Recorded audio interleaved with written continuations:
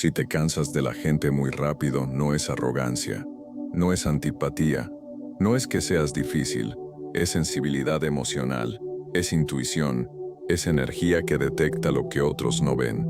Te cansas de la gente porque tu mente percibe quién habla desde el ego, quién solo quiere atención, quién está drenando tu paz, quién oculta inseguridades detrás de ruido, quién se acerca con interés y no con intención. Tu alma se agota cuando tiene que fingir interés en conversaciones vacías, cuando tiene que adaptarse para no incomodar, cuando tiene que bajar su frecuencia para encajar.